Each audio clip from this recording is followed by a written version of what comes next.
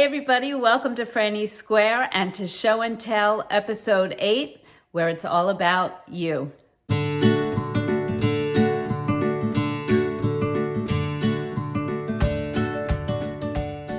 Okay, so before we get started, just a little bit of housekeeping. First, I just put up the final part of our crochet along of the Cranford cardigan. And if you haven't seen that, check that out. I'll put a link right here. In this part, we put together all our pieces and our cardigan is finished. And I have to say, I really do love how this cardigan turned out. If you're participating in the crochet along, please send pictures of your progress. I love seeing those. And I'd love to hear anything you learned during this process. If you have any questions as you're going through the crochet along, please don't hesitate to send me an email to my email address at franniessquare@gmail.com or to leave comments underneath the video. I will get back to you as quickly as possible. I tried to answer those questions first. I've received comments from many of you saying that you've really enjoyed the crochet along and that it's really helping you to read crochet patterns. So I thought we would continue this in the future. So if you see any patterns that you would like to do as a community, as a crochet along, send the patterns to me at my email address. They have to be a free pattern. I can't teach a pattern that somebody charges for. It wouldn't be fair of me. So just make sure it's a free pattern. There's a lot of free patterns on websites like Yarnspirations, Hobie, Lion Brand, so you can check patterns there and send me the patterns that you think you'd be interested in doing. I've already gotten a few recommendations, and what I'll do is I'll compile the recommendations and send out a poll to the community, and you can all vote on which project we'll do next. Okay, so what things are coming up? First, I've been asked to participate in the Share the Yarny Love giveaway. So I will be putting up a video about this giveaway, and I will be giving away some yarn, so stay tuned for that. That'll be coming out in the next day or two, and I'll explain what that program's all about. Also, I've been using the Furls Odyssey hook, and I'm going to continue to use it for a little bit longer because I was still finishing up the cardigan using the tulip hook, but I should be coming out with my flash review on the Furls Odyssey hook very shortly. Also, I have 2 designs in the works right now. One is a mosaic design and one is not. So hopefully I'll be finishing those up soon and putting up some tutorials for those as well. Okay, so I think that's everything for now. So let's get started. Let's take a look at the show and tell and some really great projects that were sent in this week. Okay, so our first submission comes from Becky Kirby, and she made this shawl. Take a look at this. She said she followed a tutorial that made this a triangular shawl, but she decided to make it rectangular instead. And I will put a link to the tutorial in the description below so you'll be able to go take a look at that. She used Summer Nights Bonus Bundle yarn by Lion Brand, and it's a multicolored yarn, as you can see, and it's twisted with a thin strand of metallic thread. What a beautiful stitch and a beautiful shawl. It gives it a light and airy feel, and I like it in the rectangular shape as well. Thank you so much for sending that in, Becky. Next, Sharon Densmore sent in a few projects that she's working on. She said, trying to get some Christmas presents done along with working on the cardigan. I'm so glad you're working on that cardigan with us, Sharon. These are Crystal from Bag of Days pattern. It's a hat and scarf. I love those colors. Next, she said, I made this fall jacket for my granddaughter, Emily. She loves it, and purple is her favorite color. The pattern is from Simona Crochet. I used Red Heart Comfort yarn. Look how adorable that is. I love the flowers on it. Oh, absolutely adorable. And finally, she said, just finished this summer top for a friend. It is the Summit Breeze Tank by Jennifer at Cinnamon Stitches. Going to make myself one. I used Loops and Thread Flex. It is a beautiful yarn. It is so soft and works up beautifully. I want to make mine out of the Premier Hipster Cotton. That should be fun. I love the Premier Hipster Cotton colors. I haven't used it yet, but I've seen it. Thank you so much for sending those in, Sharon. Great projects. The next pictures come from Misty Dawn. We're familiar with her work. It's always beautiful. Take a look at these. She said she originally needed a waste paper basket to sit in her bedroom, but as she continued the design, it turned into a basket or a tote basket or a whatever you're looking for kind of basket. It's her new design bag. She keeps whatever she's currently designing in the bag. It's not too big and it's not too small. She said she had some of Lion Brand Rewind yarn and she held it together with Lily Sugar and Cream White, and then for fun, Ice Yarns Jeans Tropical. Because of that, she had so many colors in it that it works so well with everything. She said it's mainly cotton, so it'll clean well, and she may be making several. I really love the bag, and I really love the look of all those colors together. They go together so well. Then onto a hat she made. She said this time the new hat is being modeled by both my granddaughter and Snoopy. This is a bag-a-day pattern, but she tried it in Ice Picasso. It did not turn out the right size. Even though it is a number 4, it's thin and there's no stretch.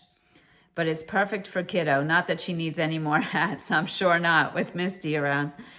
Then I made her a cowletti, she's calling it, to match. I love that.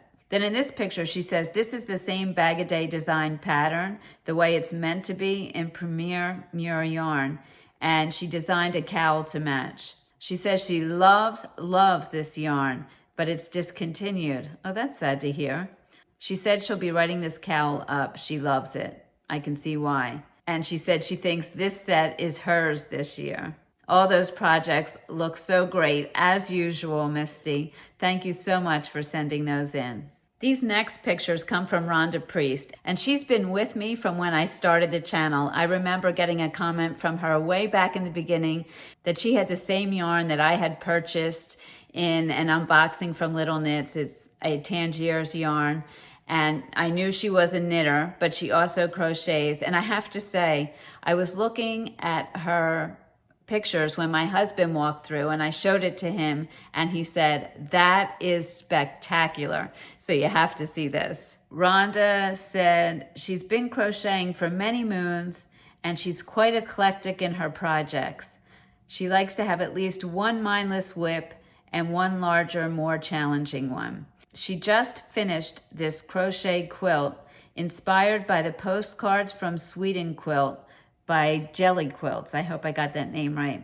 She used only scrap and stash yarn for the 180 granny squares in her blanket. It is a queen/king size. It is beginner friendly, just 2-toned solid grannies. Piecing the squares together to create the color play was the challenge, but a lot of fun. Scrap projects are always her favorites, and she included an in-progress picture showing the invisible join. Look at that. The colors are stunning, and the way you put them together, Rhonda, just beautiful. And now here's the picture of it in progress where you can see the invisible join. Wow, thank you so much for sending that in. Now my mind is just going crazy with the idea of doing something like this with my stash yarn. And I'm sure I'm not the only one thinking this right now. Okay, so the next 2 pictures are from Samantha Jefferson, who has also sent us many submissions before. She's working on the Cranford cardigan, and she sent in these 2 pictures to show her progress. So this first picture is of one of the front pieces, and you can see she's used a multicolored yarn, and this is the first I've seen of this cardigan in a multicolored yarn, and I love it just as well. It gives a completely different look. In the second picture, it looks like that is the back piece as well. I can't wait to see the whole thing finished. Thank you so much for sending those pictures in, Samantha.